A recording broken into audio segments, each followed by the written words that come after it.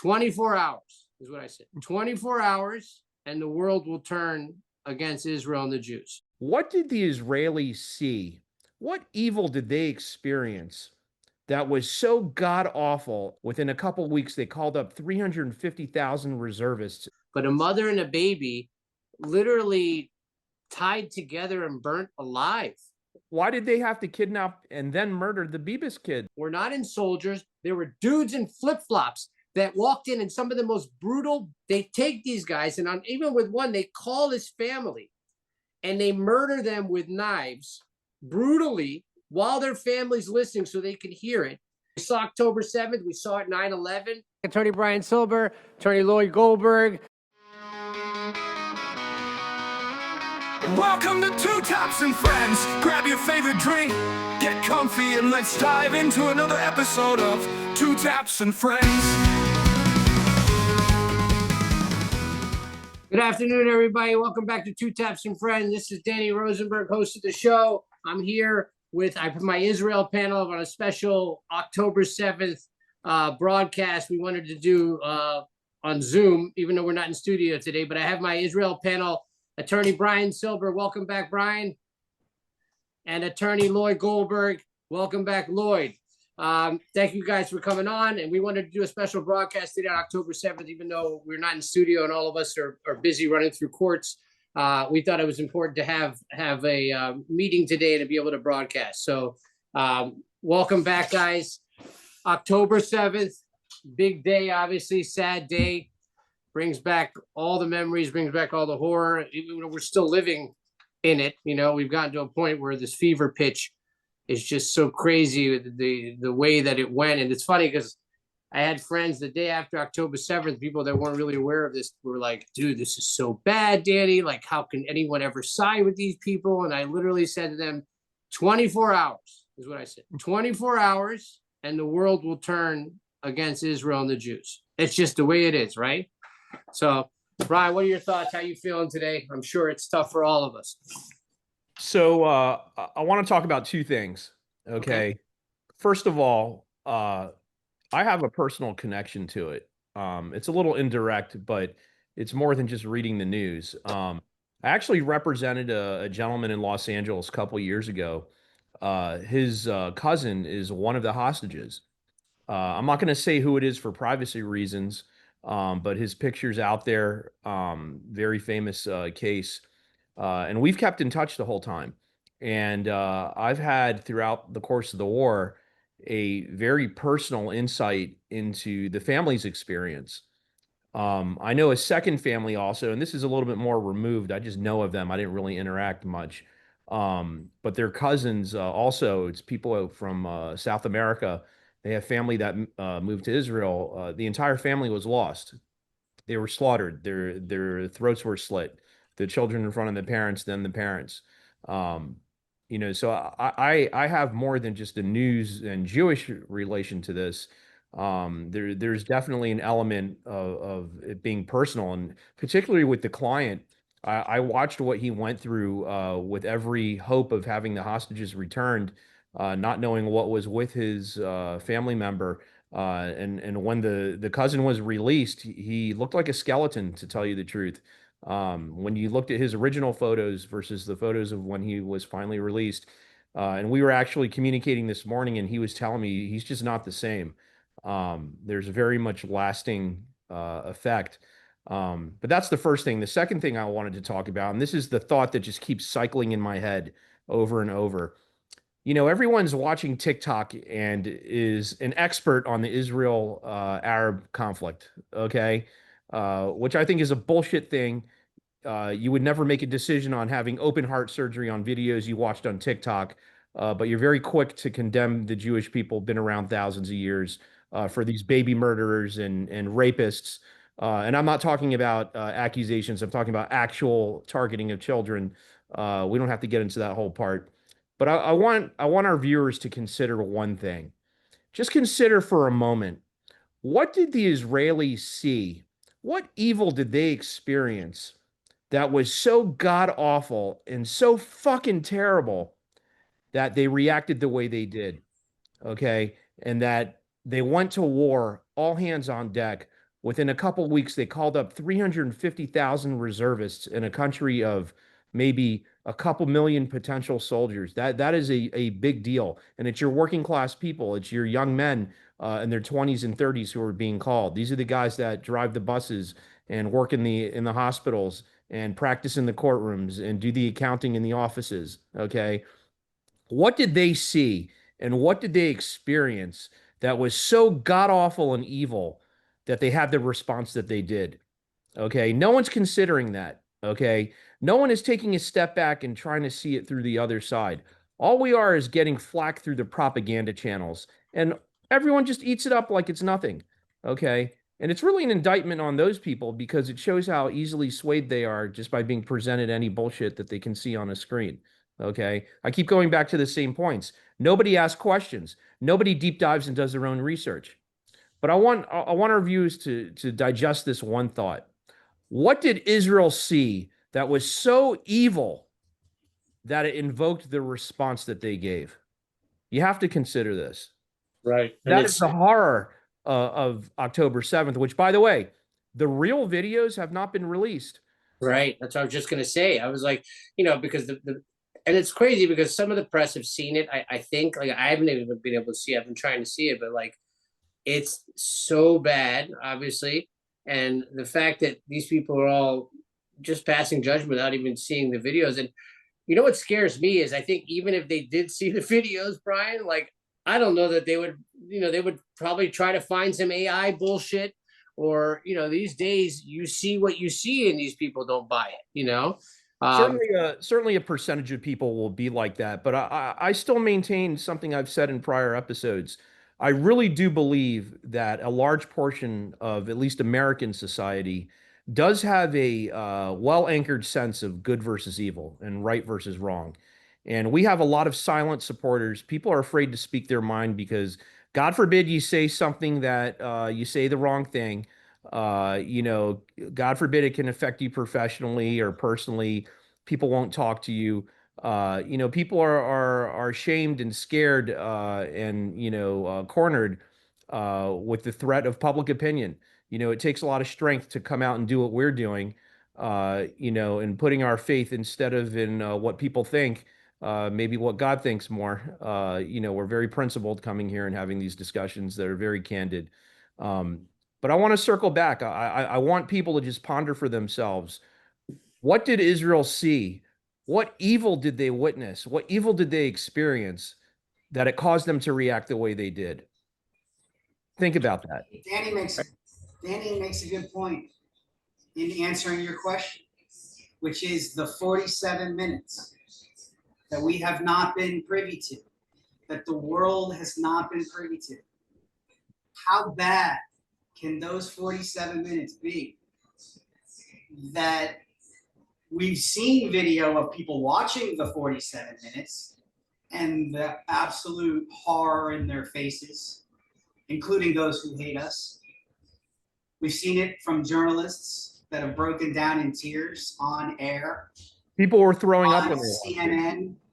So that's the answer to your question. Horror so unimaginable, so brutal, so subhuman. Well, a mother and a baby. Even show it to us. Right. Like, not to interrupt, but a mother and a baby. And literally, I just saw this in something, like, I think I'd heard it at the beginning, but a mother and a baby literally tied together and burnt alive. Like, yes, these people, spikes fused, their bodies fused. They cut the fetus out of a pregnant woman's stomach. And I mean, this is just, it would literally just go to like the barbarism, like what Israel's dealing with here, and if you are really understanding what Israel's dealing with here, it would literally negate half the stuff that these people are saying. This conversation about land for peace and coexistence and all this stuff that obviously sounds nice, but when you see that, you talk about dehumanization, right? Like, that's what Israel is now getting accused of, or Zionists are getting accused of, is, dehumanizing Palestinians. What dehumanizing? These people walked in and were savages and literally were slaughtering babies, raping women, doing things that are just beyond dehumanization. Murdered children in front of the parents. And celebrate it and still do celebrate it. Listen, let's talk about a couple things. There's no gray area here. This is an evil ideology. It's an evil culture. It's not new. And it's not specific to Israel and even the modern era. It's throughout the history of medieval. These same actions, the barbarity of the actions, it's a pattern. This isn't a new thing where Hamas went nuts and 3,000, estimated between 3,000 and 6,000 Palestinian civilians, Gazan civilians took part, you know, in the most brutal acts. Those brutal acts, it wasn't the first time. This is the behavior in which they engage when they come to their jihad. And it's not just in Israel. It's been all over for the millennium. If you're a TikTok geopolitical expert of the Middle East, and I'm specifically talking to you, okay, you know who you are, okay? Tell me something. Why did they have to kill the Bibas twins? What did those little children do on purpose? We're not talking about a casualty of a legitimate military target. You know, there were videos just released how Hamas had converted the basement area of the Jordanian hospital into a headquarters to protect themselves. They hid under their people because they knew even if it gets hit, it'll be a PR boon for them. Okay. But tell me, why did they have to kidnap and then murder the Bibas kids, those little babies? Beat them with rocks. Beat them with rocks, Brian. Pummel them. Like that to me, the Bibas kids, I can't even process it still. It gets me so upset. It gets me so sad. There was no military value in that, okay? Tell me. Pummeled babies with rocks. Like what kind of human beings could do that? Israelis, you try to tell me? I know the heart of the Israeli people. I know Israeli people. They're probably Israeli assholes that were celebrating some soldiers and doing inappropriate things in the houses. But you tell me an Israeli soldier or any Israeli that I know would pummel babies with a rock, it's just not happening, you know? Every society has shitty people. Right. Every society, you know, Israel is no different, especially in a multicultural. What are you referring to? Like when they found the ladies' underwear in one of the homes and they were playing something with it? I don't even know anymore. Some shit like that, Brian. Never. That's not the point. The point is that as a culture. I wish that's what Hamas came and did on October 7th. Agreed. But soldiers in war do silly things. If you've ever been around military. Oh God! I mean, look at some of our soldiers with Hannibal Bay. We're stacking people. I mean, there's bizarro things that happen, but to make a comparison of that nature is only for the purpose of propaganda. It's not a true comparison. Right, and just to make if we could undo October 7th and turn it into a panty raid, I would do that. Agreed. Okay. Agreed. And just so to be clear, that's what we're. Wait, hold on, Brian. In their defense, and you have to hold Israel accountable, being the evil empire that they are.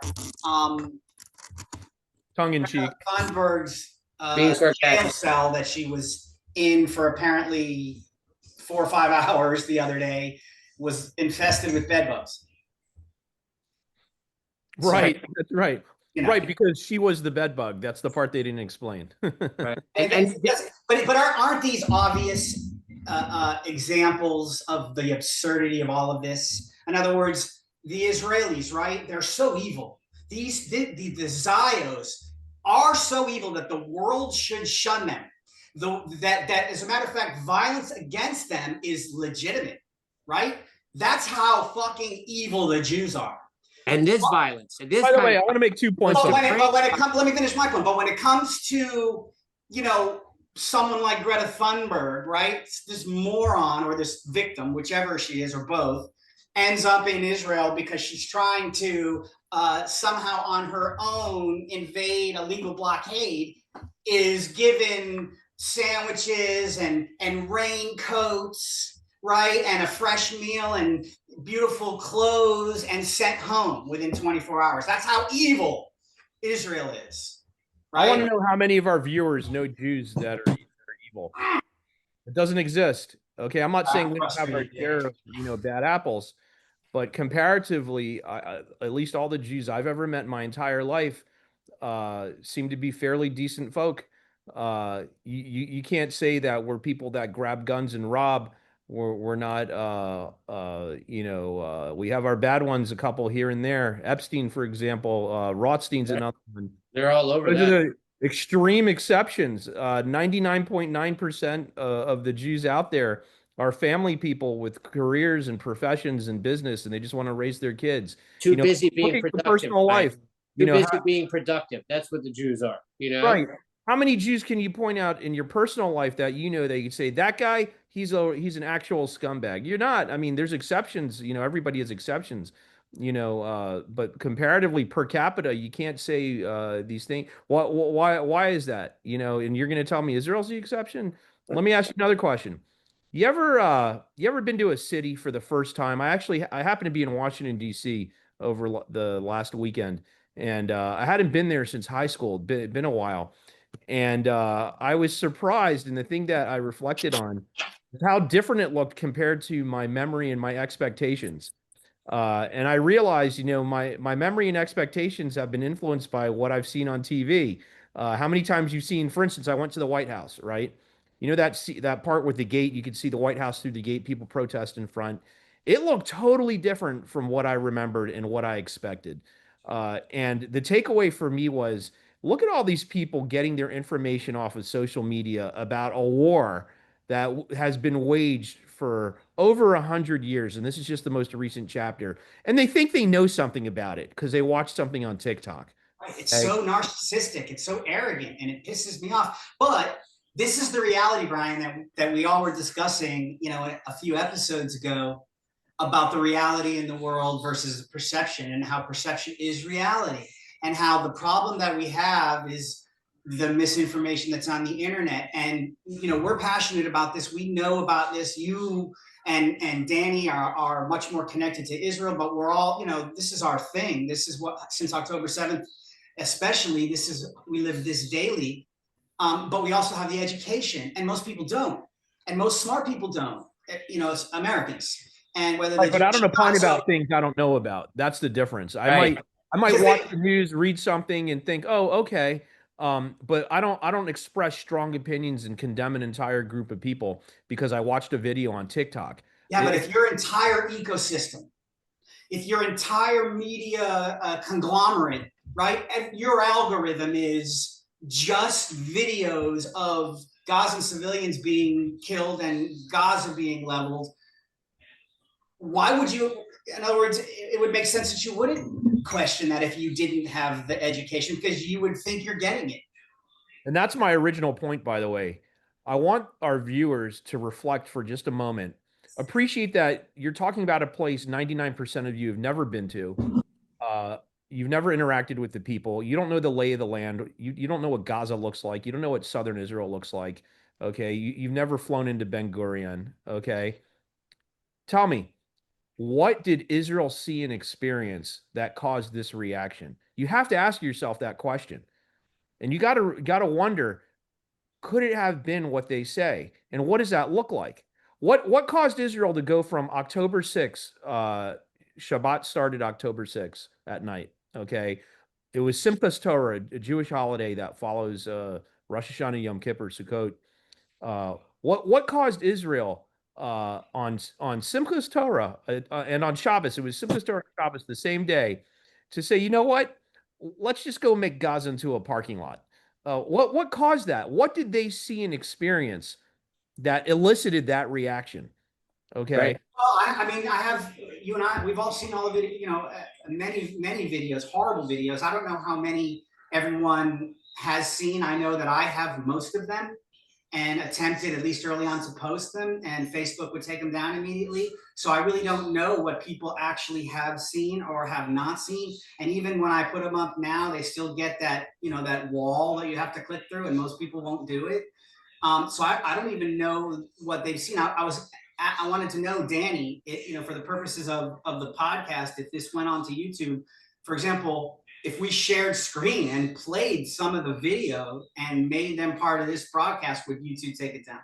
Probably. They probably, I mean, everything that I've seen, like it's up for a bit, and then YouTube goes, they do their review, and Right. that's why I thought it was brilliant. I thought it was brilliant, and Netanyahu, when he addressed the UN, had the QR code. He had the QR code on there, and if you scanned it, it took you to some wild photos, right? I wonder how many people do that. I wonder how many people. Why was Noah? Yeah, but Why that's was the Noah point, dragged away on that motor scooter? Remember Noah? I mean, did Yeah, how of course. She was that rescued in a commando raid, okay?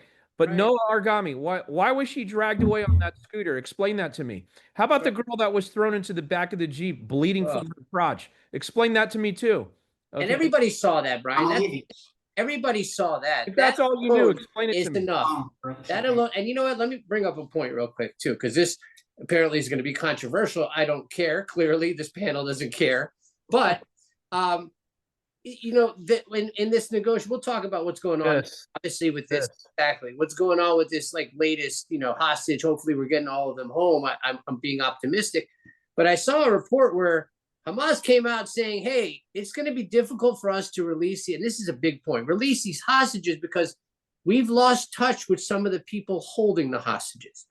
Okay, So well, then it's civilians, gone. I know civilians said are that holding before. hostages. Like we keep saying Hamas, and I don't want to group an entire people, but God damn it, I have to group an entire people because the people coming across that border were not Hamas, were not in soldiers. There were dudes in flip-flops that walked in some of the most brutal, but the B bus, they think the B bus were those were civilians that beat them or some group within, not a big Hamas, not something that we know. Don't think. This You don't is the think- culture, though. Like people have to understand. People second. don't believe the culture, Brian, can be that brutal. You don't think the public- Elliot Cohen, right? Elliot Cohen came home. We know this, right? Elliot Cohen came home and told his story. I was in a room with him where he told his story about how when they were held in a civilian home for the first 50 some odd days before being transferred to the tunnel for the remaining 500. He said flat out that the Hamasniks that were holding him were terrified of the civilians finding out that they were there, and they had to run from house to house because the civilians would have torn those Israelis to shreds. That was what he said. He was that Hamas was more afraid of the civilians. Have you guys ever lived in a neighborhood where they're doing construction? Like redoing the sewer system or living. You ever live next to a construction site when they're laying? Oh yeah. Okay. Well, we're in Florida. Okay. I want to put another question out there. You know, for thought. Okay, along the view that I already made. Okay. The tunnel system that is in Gaza rivals any subway system of any Western nation. Right. Okay. It goes on for miles and miles and miles and miles. Very deep in the ground. It has a lot of access points. It's underneath buildings. It's underneath roads. You mean to tell me the civilian population had no idea what was going on in there? What the fuck is with all this construction? Okay. And by the way, how do you think they got into the small spaces? They use child labor. Kids. It's a known thing. How many children died of their own to build those tunnels? Okay. You're going to tell me they didn't know? They didn't know. What's all the digging going on? What is all the building and construction that's throughout the entire area, by the way? It's not focused on like inaccessible military area. We're talking about under hospitals, under mosques, under schools, under roadways, under businesses, under homes. Listen, don't believe Brian. Once again, don't believe me. Go do your own research. Go online, do your own research. Look up everything you can about the tunnel system. Okay, look at the photos, look at the videos, look at the body-worn camera footage that the soldiers brought back when they went in there, the engineers specifically. Okay, Israel has been exploring and destroying those tunnels for 2 years, and every day they find new ones. You're going to tell me the civilian population had no clue? They had no clue. What's all this blasting going on? Those tunnels entered and exited the homes. bedrooms of children in civilian homes. Right. And to make a point. So I want to make a quick point on this too. So the red hands, the pins that these schmucks are wearing in Hollywood, we know the backstory, right? We know that story. And for the viewers, I'm going to tell that story. So 2 reservists, I think they're in their mid-40s, maybe 50 even. They got lost and ended up in an Arab nation. You can add Brian Adams and Richard Gere now to the The list of pro-rape, stuff is endless. pro-teenage girl course. Danny, tell the backstory though, what that is though, the hands. I am. So they Screen share the logo so the viewers know what we're talking about. Yeah, I don't have it offhand. If you have it, I can screen share it to you. But it's a logo. Basically, it's the two hands that everybody's wearing, and I'll tell you what that symbolizes. So these two reservists, I think in mid-40s, even 50s, families, they're in reserves. They get lost. They end up in an Arab neighborhood. I think it was somewhere in the West Bank, right? They get lost. They realize, they start seeing where they are. They understand the population. They understand the civilians. They understand that they're in deep doo-doo, right? So where do they go? They go to the Palestinian Authority police. That's the government there is the Palestinian Authority, which most people don't understand either. I think Israel is just, they don't have citizenship. They live under Palestinian Authority. They went to the police and said, hey, we're lost. We need help. We need protection. What did the police do? They notify everybody that they have Israeli soldiers there. The civilian population comes and in a full mob break into the police department, get their hands on these guys, right? And they're chanting, and it's like something we saw. We saw October 7th. We saw it 9/11, chanting, bloodthirsty. This is a civilian population, right? They take these guys, and even with one, they call his family, and they murder them with knives, brutally, while their family's listening so they can hear it. And literally, they end up taking the bodies and throwing them from the second story to the mob and parading the bodies around. But before, one of the kids that was stabbing them holds his hands up that are covered in blood, and to the crowd, like chanting. It's like something out of a scary movie, right? Chanting. And that is what they're using, these bloody hands, as a symbol of revolution or resistance. And if you don't even understand that, or you don't understand what you're chanting, what you're representing when you put a pin on, and you can't diagnose the problem of the civilian population. The civilian population has been indoctrinated, have different values than we do, just not meeting with the Jewish values of their neighbors or the Christian values of the majority of the world. How can you really try to solve or diagnose this problem if you're not willing to talk about something like that? Two-state solution. You want Israel to have a nation of people that think that way and will take any opportunity to do things like that just next to them? And you think that doesn't need intense security? In the West Bank, they're literally 8 minutes away. Like, it's impossible. You're asking Israel to commit suicide. And if the people don't understand that, don't know the history, and are not willing to, like when we watched those videos on October 7th, it was brutal. I mean, even us were like, wow, but it wasn't surprising that they would do that. This is the important point. It wasn't surprising that they would do that. It just shocked us because we've never given them the opportunity to get their hands on so many of our people. That's the difference. And this was such a fuck up by whoever was in charge or whatever it is. And that's going to be the whole, believe me, Israel, the piper will be paid on this, right? It's just now is not the time, right? It was shocking to see that they were so unprotected and that so many innocent civilians were subject to that. But the brutality is very known to the Israeli people, and the brutality should be known to the American people, because we watched the same ideology, those sons of bitches, hit our goddamn our towers, and we watched thousands of our people burn, jump out of buildings. It's just amazing to me, and that's why when you hear when people say these people that are chanting are so anti-American, it doesn't do it justice for how disgusting it is for these people. And this younger generation, maybe they're just not there, but people of our age that sat there and watched 9/11 live, that have watched Sbarro pizzas and the Intifada get blown up in pieces. I ate that Sbarro. I know that Sbarro. Right. It's on Ben Yehuda Street in Jerusalem. Dude, the Dolphinarium in Dizengoff, like that's a spot we used to go drink, and they blew it up. Mike's Place, which was an Irish pub in Tel Aviv that I've sat in many times, the most tourist Americanized place. You sit there, you have beer. It's an Irish pub. How about the cafeteria at Hebrew University? I can't tell you how many lunches I ate there. It's unbelievable. And that's just the point I wanted to make about, we keep saying Hamas, Hamas, Hamas, Hamas, and we forget that Hamas is the representative of the person, of the people, right? It's the most recent iteration of a bigger problem. But if you make me a host, I can throw up the pictures. I found them. Sure. Let me see if I can do this here. Apologize to my viewers. I'm not good at this. I'm trying to share screen. It's telling me I have to stop recording to do that, so I don't want to do that. Don't do that. Yeah. All right, I'm gonna email you the link. And you Okay. But yeah, the image, or maybe I could just find the image and do it because I don't want to screw up what we're doing here.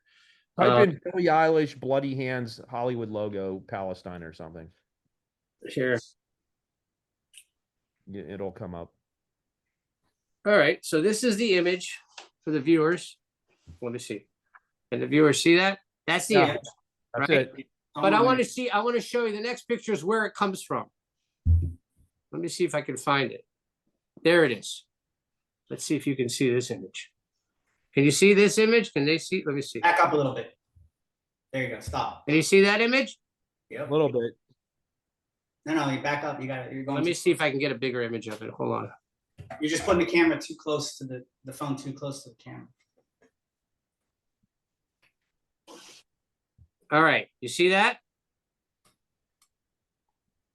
Yeah, back the phone up towards you a little bit. There you go. Stop. This is the guy who was stabbing these people while their family was on the phone, and he holds his hands up to the crowd. That's what that symbolizes.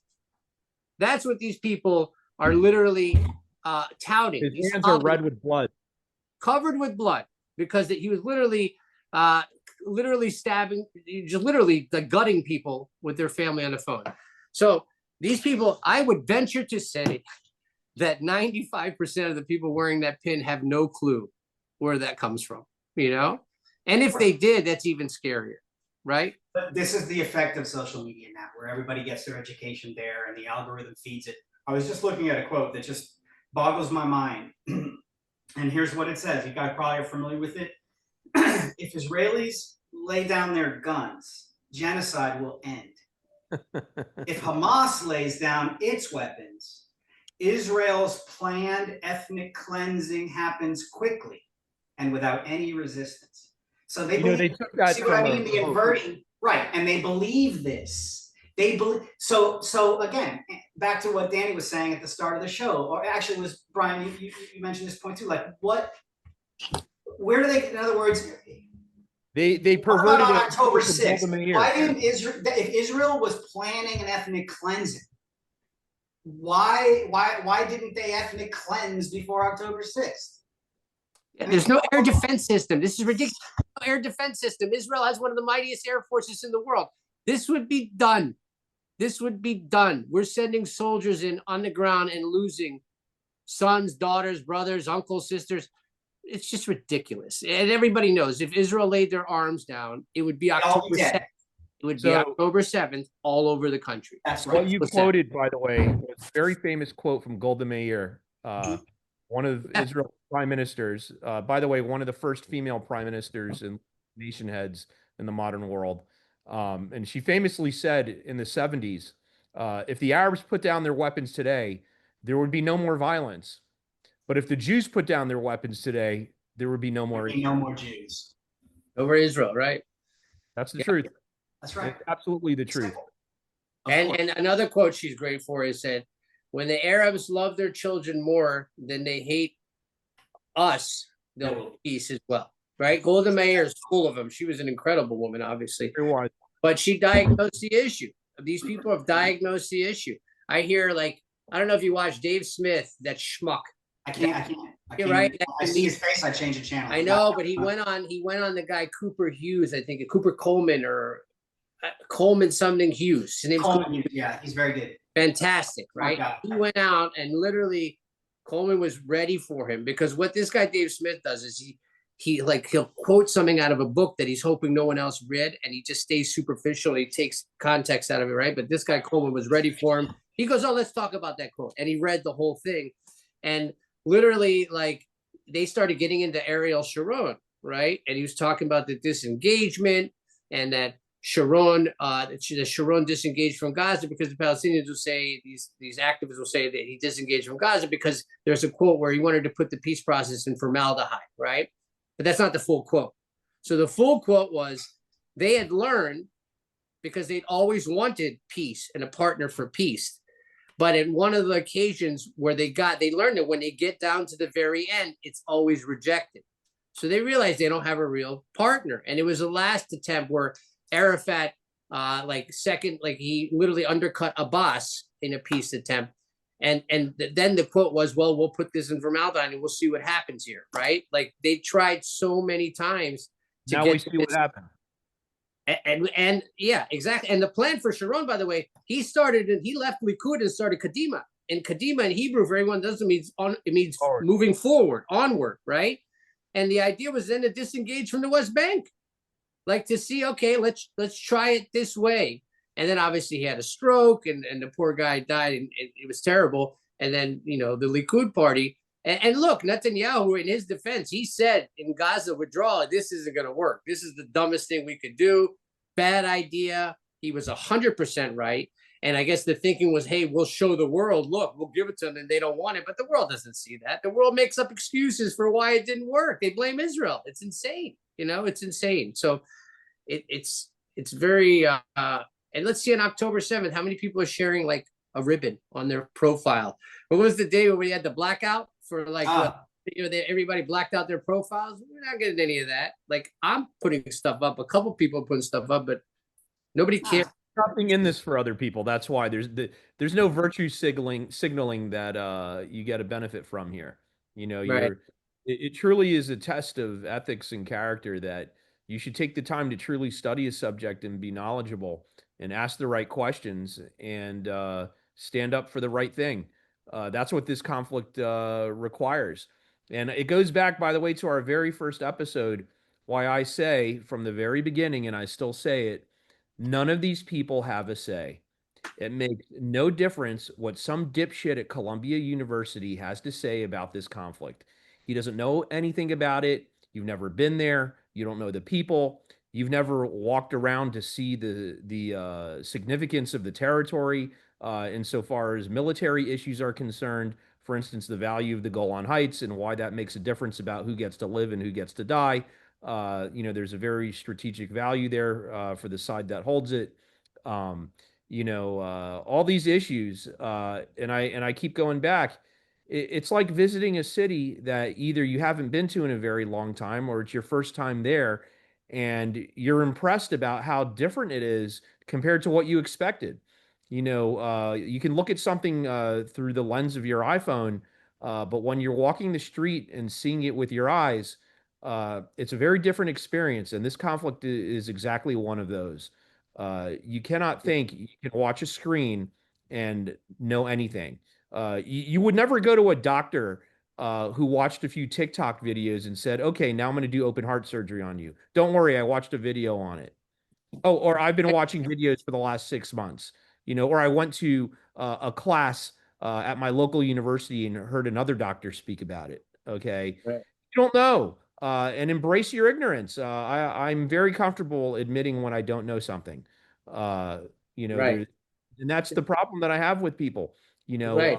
Don't have an opinion that you don't know what you're talking about. Well, here's the issue with that. I would still Put the bet work in. the farm, if I had a farm, that 99% of the people that are involved in these discussions still don't even understand the geography. Right. So, but here's you got to be there to see it for your own self. Right. Here's the issue, though, with that. I agree with you, Brian, as far as what real effect they have. But it is important, and I think that there's not enough of us pushing back on the information. I agree with that.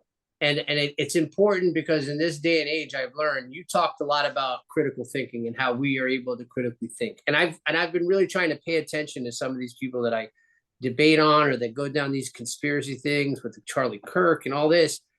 And I've noticed that, there's part of critical thinking that's speculating, right? Like that's the beginning of it, right? But as litigators, even when we're coming up with a theory of defense or whatever, right? We still realize, all right, well, we have to make the story make sense. Not that we're coming up with stories, but it has to, okay, if this is happening, why? What's the end game, right? And people don't even get to that, right? So they're like, well, Charlie Kirk's alive. Okay, why would he be alive? Well, how did that happen? Well, I don't know, but it was weird. They couldn't find a bullet casing. Okay, but what are you saying happened? Well, I don't know. And they stop short there, right? So in an age where this is how people think and this is how people make decisions, I think it's still so important for us to push back. And I think Israel needs to do a much better job than what they've been doing. Yeah, physically and mightily, it doesn't really matter what these people are saying. But when I have now people that I love, young people, that I know are good people coming up to me and asking me the most ridiculous shit because they're watching Candace Owens, right? And I have to. Let's be honest. If you're watching Candace Owens and really believing what you're seeing, I mean, but a lot of people like her because listen, the way if you don't know, a lot of people also look at the National Enquirer while they're checking out at I Publix. agree, but with her it's an different. asteroid is coming to destroy the Earth and deliver the aliens. I agree, but it's different with her what because what happens with her is that she sounds like she talks well. So if you don't know about the issue she's talking about, it's easy to say, oh, she's smart. But the minute you actually know about the issue, you realize what she's doing, you realize she's an idiot. So for you and I, it's clear she's an idiot. It doesn't really matter.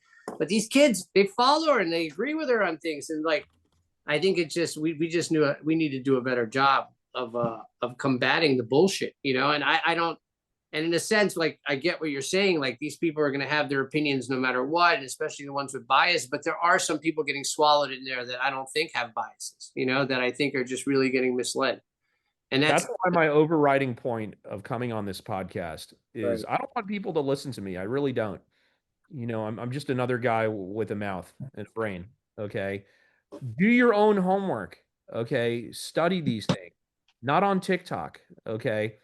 You want to have a strong opinion about Israel and tell Israel what it needs to do? Get on a fucking airplane and go there yourself and walk the land for yourself and see it. Go interact with Israelis and tell me what your impression of them is. Okay. Right. I think what is the only city in the entire Middle East that has a pride festival every year? There's only one city in the entire one of the biggest ones. One of the biggest ones in the world. Right. The only one in the entire Middle East. It's in Tel Aviv. Okay. Right. You're going to tell me the gay movement is aligned with the Hamas movement? That is the epitome of ignorance. The epitome of ignorance. Do you think they're tolerant of gay people in the Palestinian areas? Well, that intolerance, You're out of your that intolerance is starting to be exposed because you know it's totally out of your mind. Right. People are starting to see, and still I don't see like major, you know, gay celebrities or major gay influencers coming out and still standing with the Jewish people. They just pretend that it's not happening. They just pretend that gay people aren't being excluded by the Hamas movement, and they are. Right. I think for the last couple minutes, whatever, like 10 minutes or so, we should try to, I think we dispel some of these conspiracies about October 7th, right? Because you hear some asinine shit, right?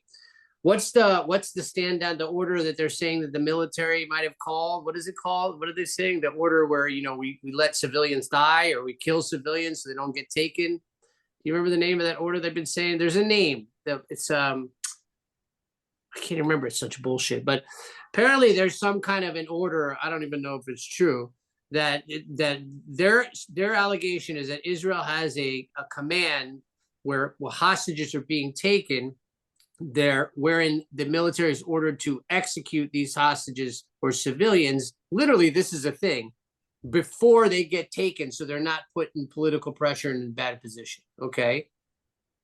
It's ridiculous, right? So when you show people on October 7th, these what is it called? The Hannibal. Oh, I know what you're talking about. Called the Hannibal. You're referring, hold on a second. Whoa. There's something to that. I'll explain it. I know, but what is it? Referring to the Hannibal. The Hannibal. Right.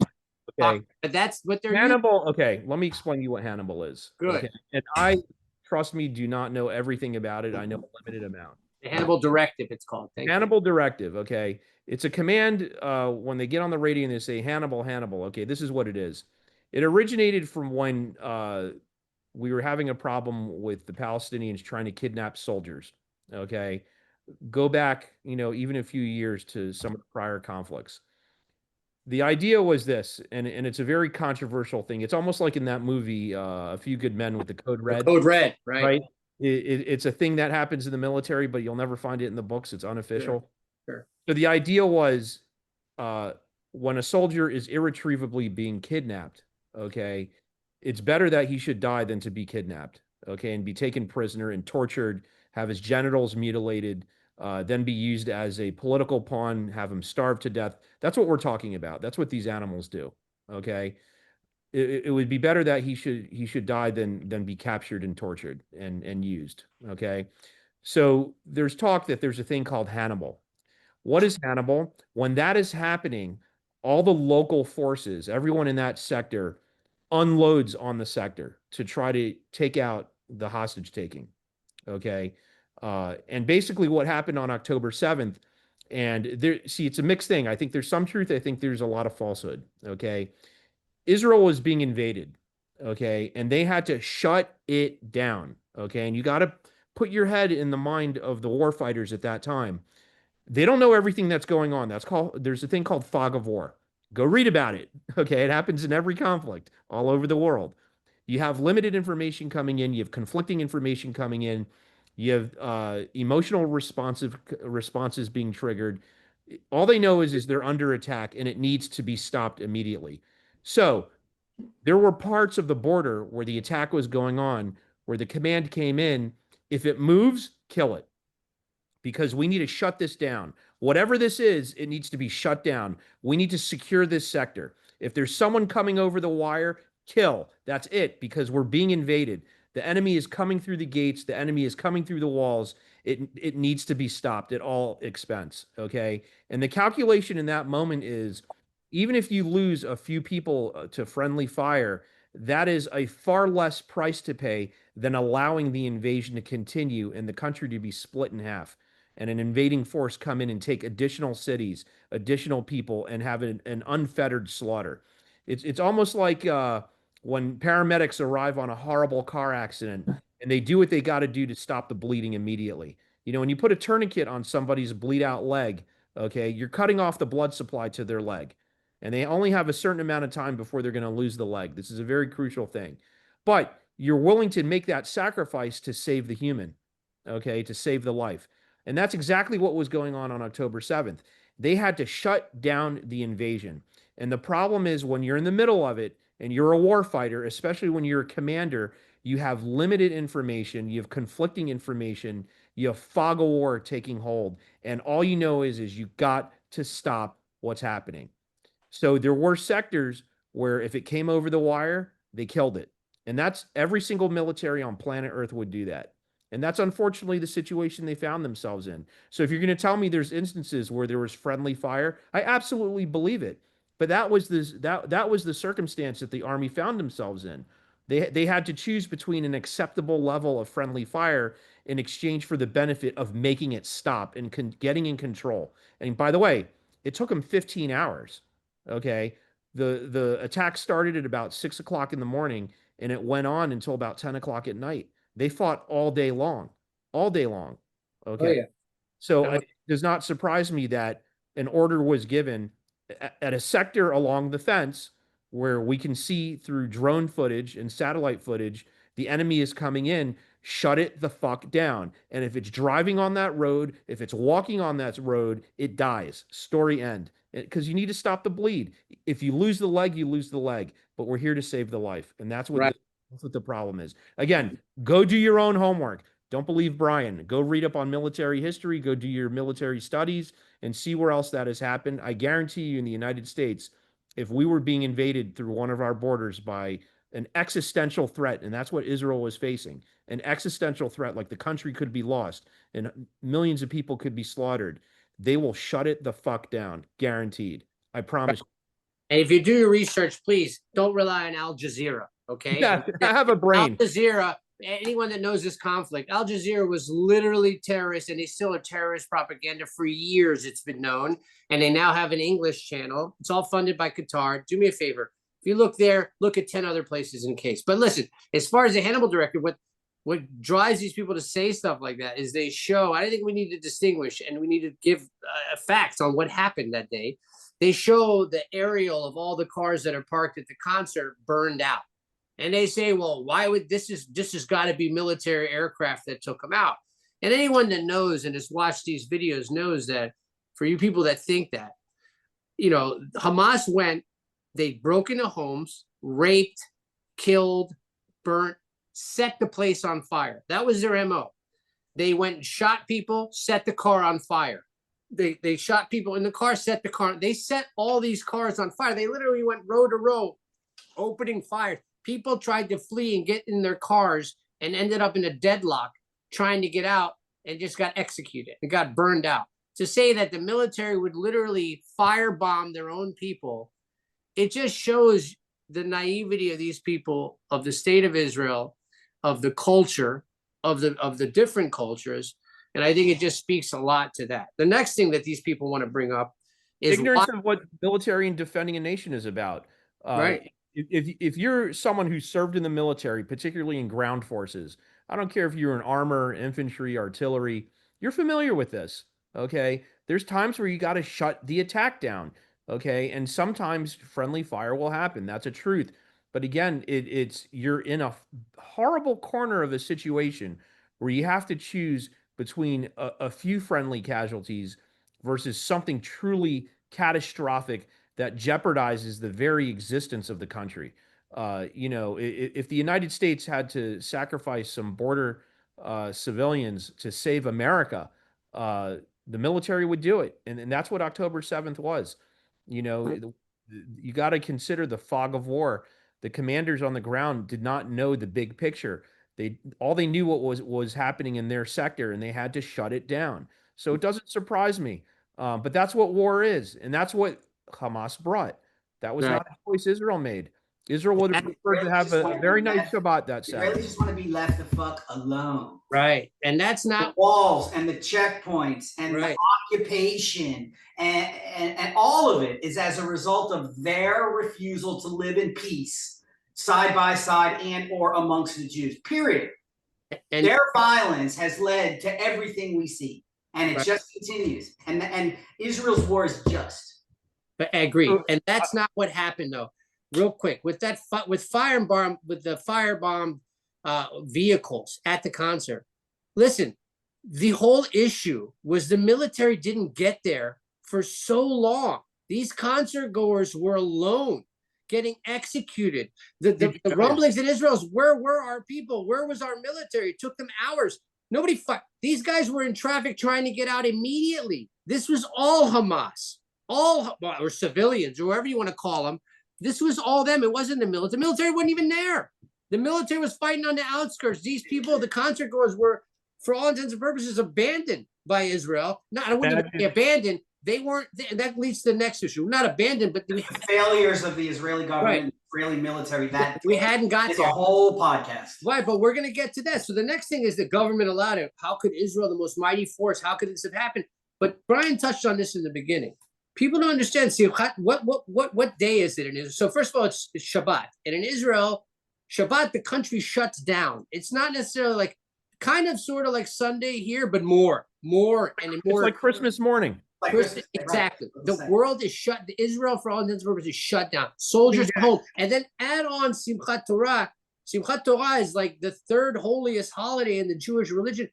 All the military people are home. People are, if you get stuck on Simchat Torah shift, you're at the bottom of the people on the border were brand new soldiers because they got the shit gig, right? It's like magistrate court on Sunday, right?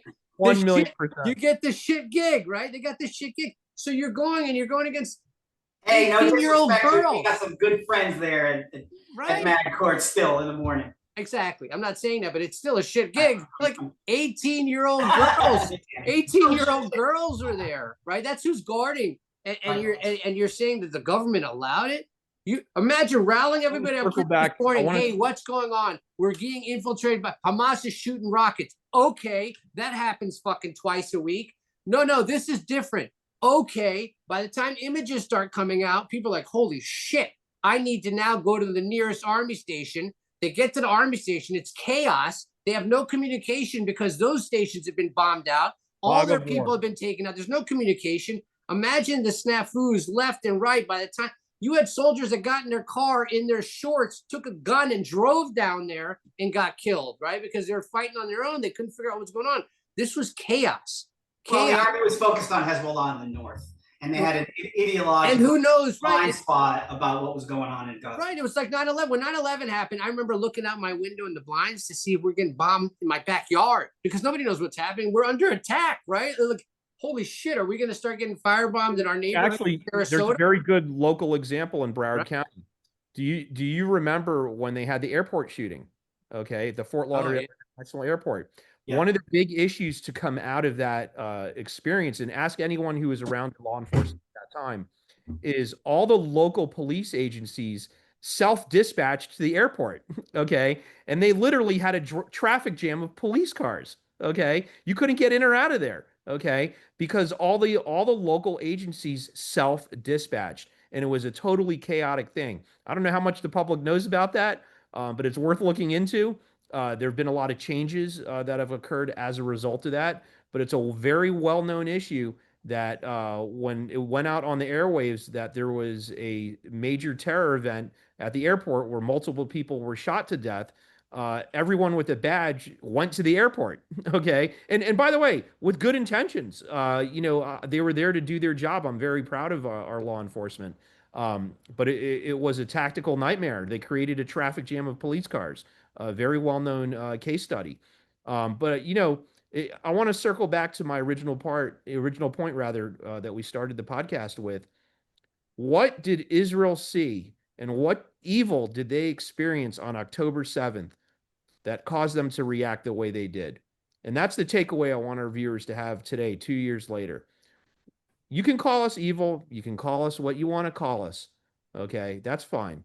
But I also want you to consider, what did they see and experience on that day that elicited the response that they gave? What could it have been?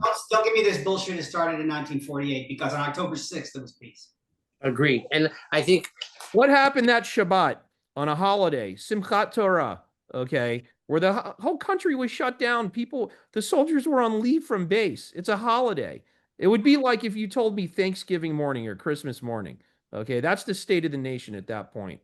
What did they see and experience that was so god-awful and evil that it caused them to react the way they did? You have to consider that. Right. And on a day where the Palestinian movements are having bake sales and having celebratory things today and advertising it all over, I think that I would challenge people that are either not knowledgeable or on the fence or not knowing. I would challenge people, especially people that are into diversity and freedom, gay rights. I would challenge you if you to speak up today of all days for Israel, because like Brian and Lloyd said, there are people that support Israel, but they're quiet. And that's not helpful right now, especially to your friends and to your neighbors that are Jewish. Being Jewish in this country, in the world right now, is hard. It's hard to stomach the hate coming at you all day. I mean, just go read some of the comments that we get, on Two Taps and Friends. I mean, you're thinking this is a political thing.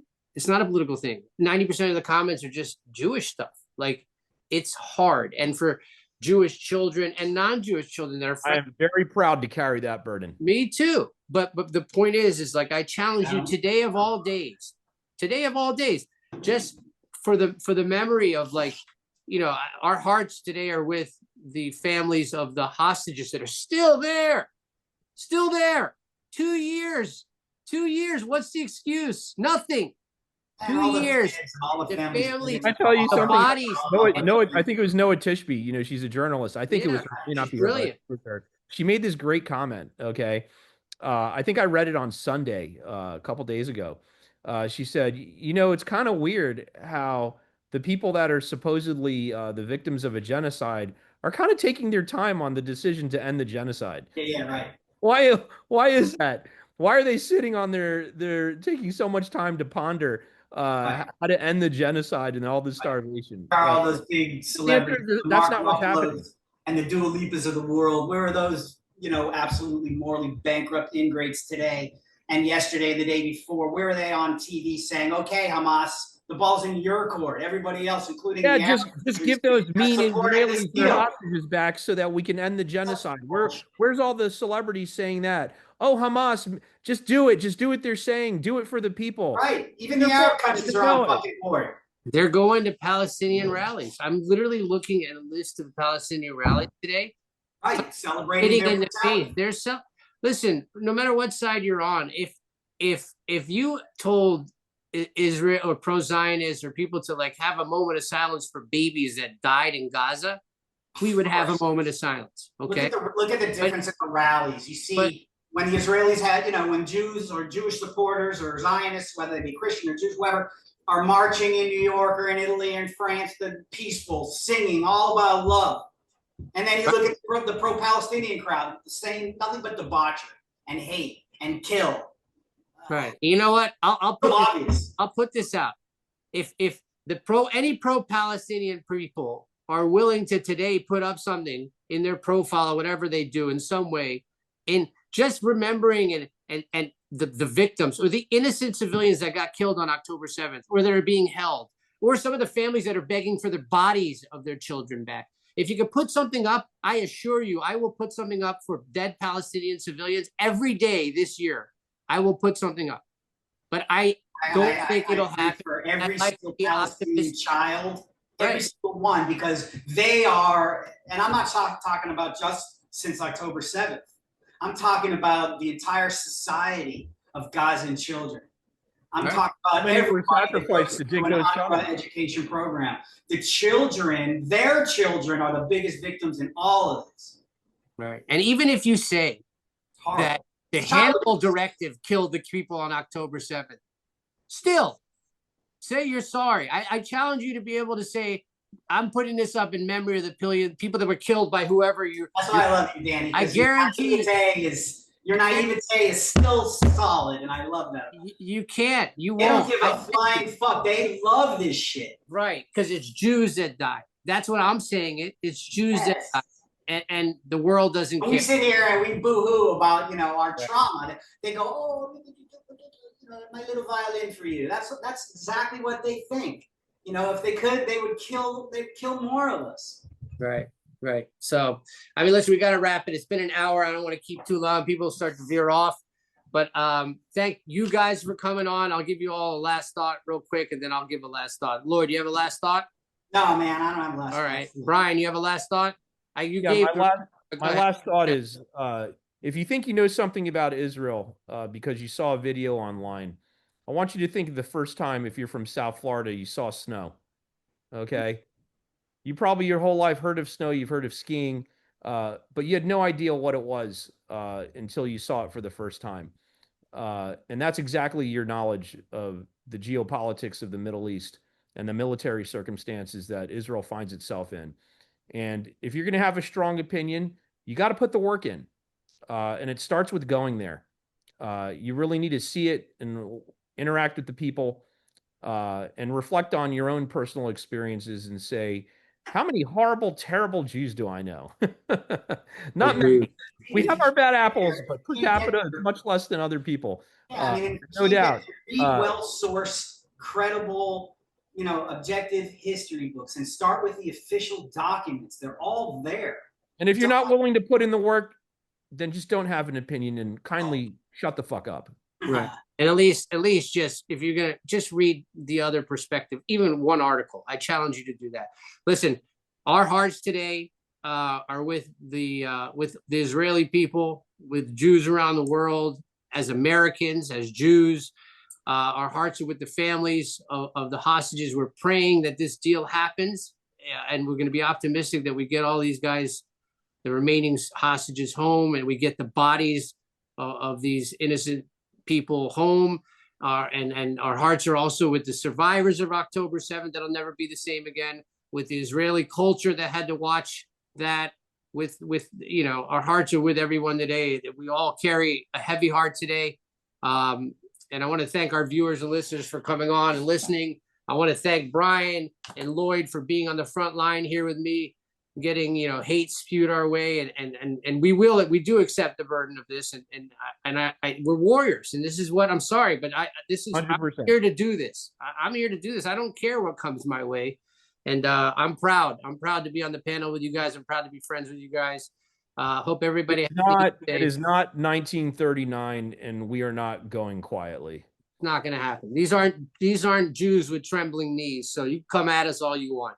But thank you to the viewers and listeners today. Our hearts are with October 7th survivors, with the Israeli people, with the Americans that watch that are traumatized. I again ask people that are on the side of humanity and diversity and inclusion, please do something today. Speak up today. Talk to your Jewish friends and neighbors as well, and tell them you're thinking about them, that you side, even if you don't side with them, tell them that you're thinking about them. So thank you for everybody. Thank you, guys. Thank you to all the listeners and viewers.